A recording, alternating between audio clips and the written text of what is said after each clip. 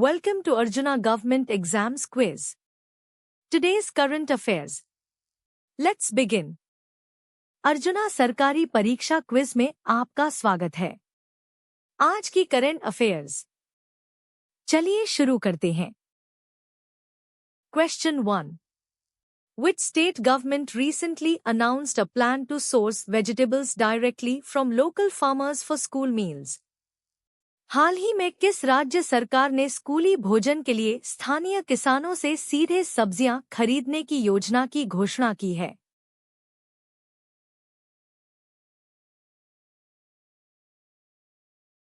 The correct answer is Telangana.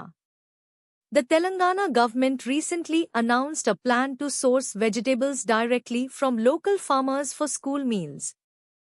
सही उत्तर है तेलंगाना। तेलंगाना सरकार ने स्कूली भोजन के लिए स्थानीय किसानों से सीधे सब्जियां खरीदने की योजना की घोषणा की है। Question 2. Which city's government recently launched 4 new tourism circuits linking 21 heritage and religious sites? हाल ही में किस शहर की सरकार ने 21 विरासत और धार्मिक स्थलों को जोड़ने वाले 4 नए पर्यटन सर्किट शुरू किए हैं?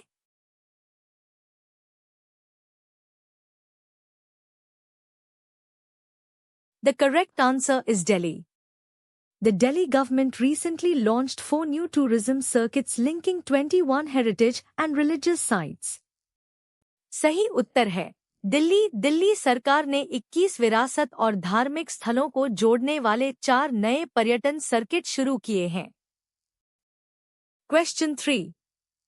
Which Indian state recently won the GEM Government E-Marketplace Sustainable Procurement Award? हाल ही में किस भारतीय राज्य ने जेम सरकारी ई मार्केटप्लेस सतत खरीद पुरस्कार जीता है?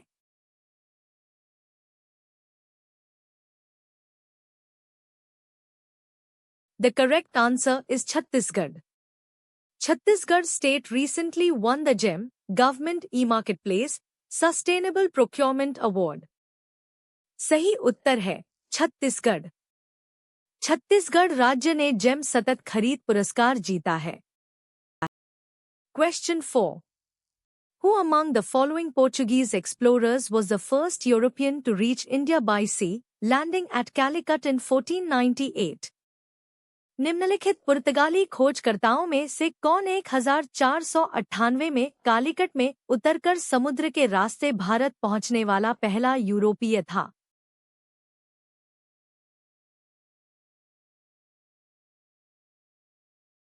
The correct answer is Vasco da Gama.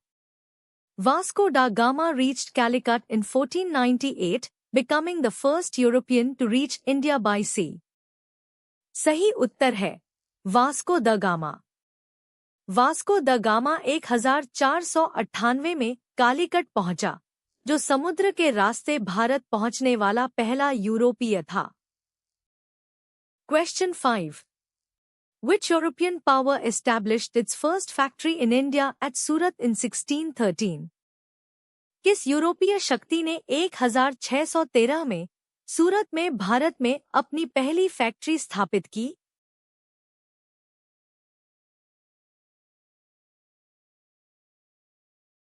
The correct answer is English. The English East India Company established their first factory in India at Surat in 1613. सही उत्तर है अंग्रेज। अंग्रेजों ईस्ट इंडिया कंपनी ने 1613 में सूरत में अपनी पहली फैक्ट्री स्थापित की। Question 6. The Battle of Plassey, a decisive victory for the British East India Company, was fought in which year? Plassey का युद्ध, जो ब्रिटिश ईस्ट इंडिया कंपनी के लिए एक निर्णायक जीत थी, किस वर्ष लड़ा गया था?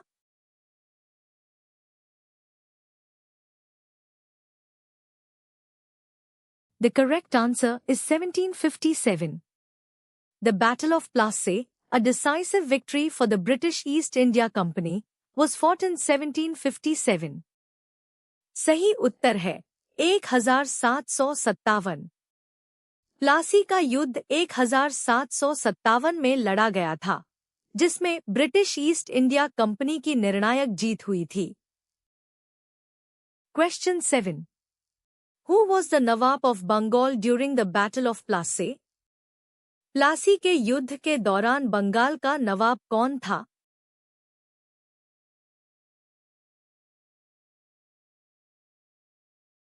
The correct answer is Siraj-ud-Daulah. Siraj-ud-Daulah was the Nawab of Bengal during the Battle of Plassey, 1757. सही उत्तर है सिराजुद्दौला। प्लासी के युद्ध 1757 के दौरान सिराजुद्दौला बंगाल का नवाब था। Question 8. Which treaty ended the first Carnatic War? किस संधि से प्रथम कर्नाटक युद्ध समाप्त हुआ था?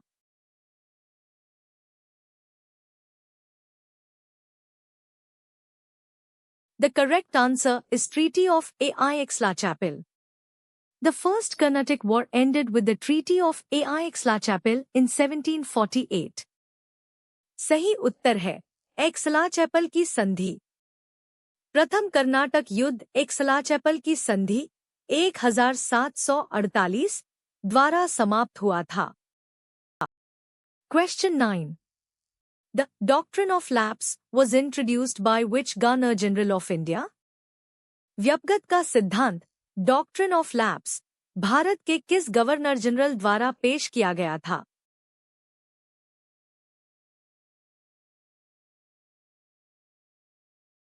The correct answer is Lord Dalhousie. The doctrine of lapse was introduced by Lord Dalhousie. सही उत्तर है लॉर्ड डलहौजी। व्यपगत का सिद्धांत लॉर्ड डलहौजी द्वारा पेश किया गया था। Question 10. Which article of the Indian Constitution grants the right to constitutional remedies? भारतीय संविधान का कौन सा अनुच्छेद संवैधानिक उपचारों का अधिकार प्रदान करता है?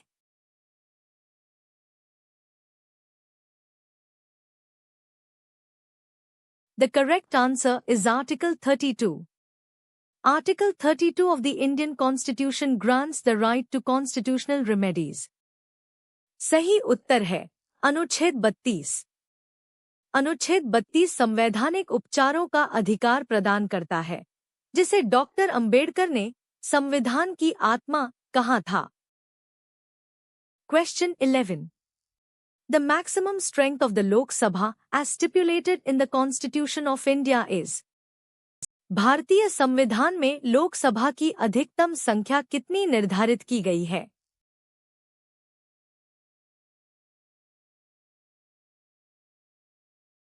The correct answer is 550. As per the Indian Constitution, the maximum strength of the Lok Sabha is 550 members, 530 from states and 20 from union territories.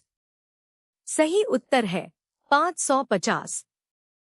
भारतीय संविधान के अनुसार लोकसभा की अधिकतम संख्या 550 सदस्य है, राज्यों से 530 और केंद्र शासित प्रदेशों से 20। Question 12. Which of the following mountain ranges is the oldest in India? निम्नलिखित में से कौन सी पर्वत श्रृंखला भारत में सबसे पुरानी है?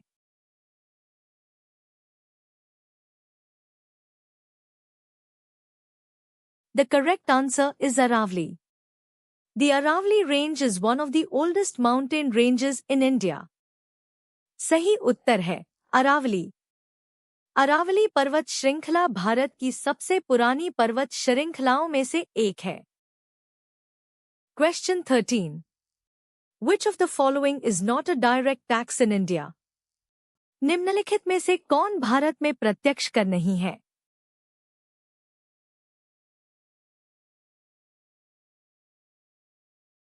The correct answer is Goods and Services Tax, GST. Goods and Services Tax, GST, is an indirect tax, while income tax and corporate tax are direct taxes. सही उत्तर है वस्तु एवं सेवा कर, GST. वस्तु एवं सेवा कर, GST, एक अप्रत्यक्ष कर है, जबकि आय कर और निगम कर प्रत्यक्ष कर हैं। Question 14. Which gas is primarily responsible for the greenhouse effect on Earth? पृथ्वी पर ग्रीनहाउस प्रभाव के लिए मुख्य रूप से कौन सी गैस जिम्मेदार है?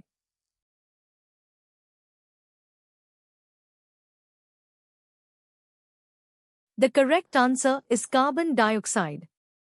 Carbon dioxide, CO2, is primarily responsible for the greenhouse effect on Earth. सही उत्तर है carbon dioxide. Carbon dioxide, CO2, पृथ्वी पर ग्रीनहाउस प्रभाव के लिए प्राथमिक रूप से जिम्मेदार गैस है। क्वेश्चन 15। भारत में 1973 में शुरू की गई प्रोजेक्ट टाइगर का मुख्य उद्देश्य क्या है?